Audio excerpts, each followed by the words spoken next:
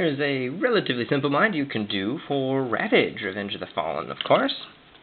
Relatively cool figure. I didn't get him for a long time because I didn't care for his re-entry mode that he transforms into, but I finally broke down, got him for $8 at Target when he was on sale.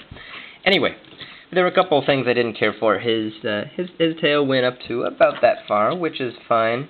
And his waist, well, I'd really like his head to have a turning thing to it, some articulation. That would be cool. But because of the gimmick, there's no way I have figured out to do it. I'm not that hardcore of a customizer. Anyway, but the waist only has a little bit of a turn to it.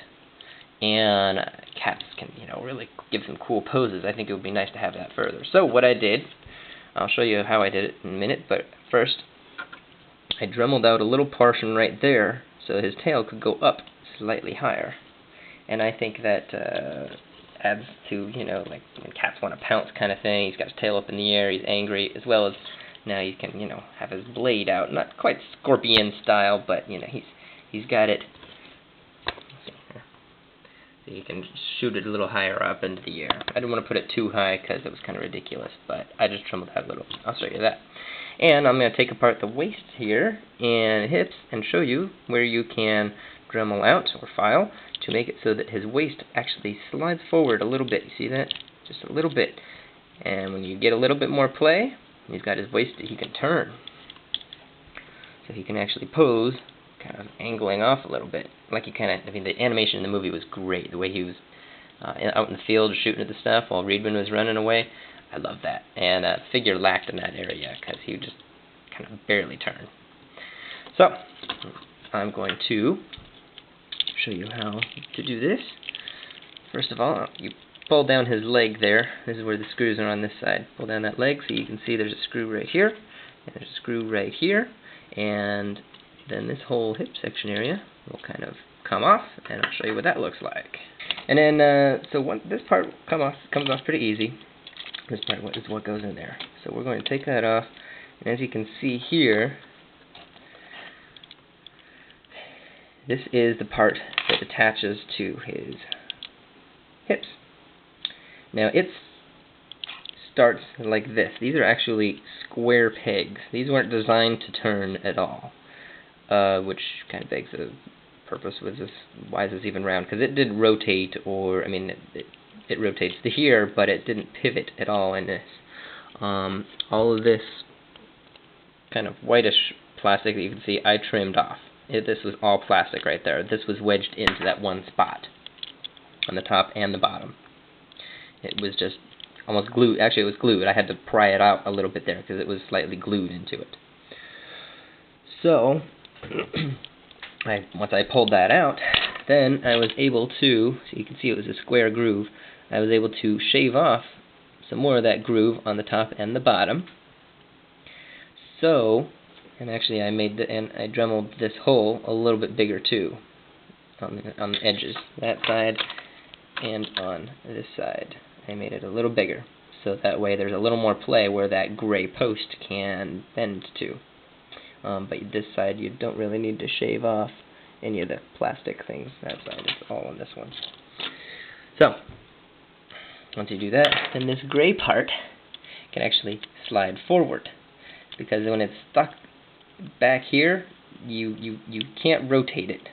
You pivot it, swivel it, I guess is what you're saying. This part swivels a little bit, but it hits against the plastic on both sides, on the outer shell plastic, and there's not much you can do to it. So, once you slide this forward, then, and like I said, make the hole a little bit bigger so that the gray part has more room to move, then he's got room to pivot. He's got room to pivot his black part, the torso there, as well as come from. I took torso apart to see about dremeling things on that side, and I did a little bit, but there wasn't much that actually helped. And it's kind of a pain if you got the spring stuff and the gear in there to make this his gimmick work. So you don't have to do that, I'll let you know right now, not unless you want to. Because I did Dremel the hole on this side a little bit, but it didn't actually help as much as doing this stuff on his hips. So, like I say, that once that part's there, and you can either round the peg here or just make the slot that I grooved out big enough so that this rotates, which works fine. I didn't have to round out the peg. Anyway, so then that will rotate a little more and give him that hip articulation. Waist articulation is what I mean. And you can also kind of, like I did, I made it so you can slide it back. So if you want him just static like he was when he was original, there you go. He slides back, so it slides forward and back. That'll make your difference in poseability. Now for the tail, that's pretty easy and straightforward. You just got to Dremel a little bit of the hole there. See, so that top spine has a little bit of a notch. Before, it would just go to there, and it would hit that bottom part of the plastic.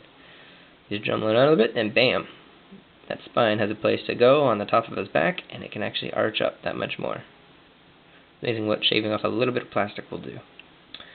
So, there you go. That's pretty much the how-to. I'll put it back together for you. You got to put this back in here. See how it goes? And I don't even think it matters which way the gray piece goes. It seems pretty symmetrical top and bottom, and it pivots on his torso, so you're good to go. Oh yeah, there will be, once you actually unscrew those two screws to get it apart, there is a peg up here. And mine broke off in there. You know, you can glue it back together if you want when you put it on, but I've just been using the screws and it works just fine. That doesn't need to be a point of fixing there. But just to let you know, when you're pulling it apart, it will be a little tough to do so on that spot.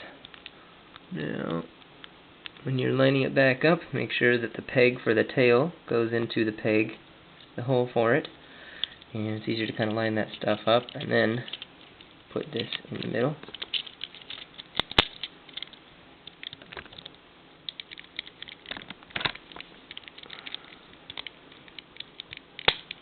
There we go.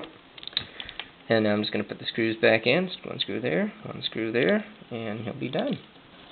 We can do a little more curve to him, which is certainly a lot more feline-like, in my opinion. And you can wiggle his booty. He's about to attack. Any cat lovers out there know exactly what I mean.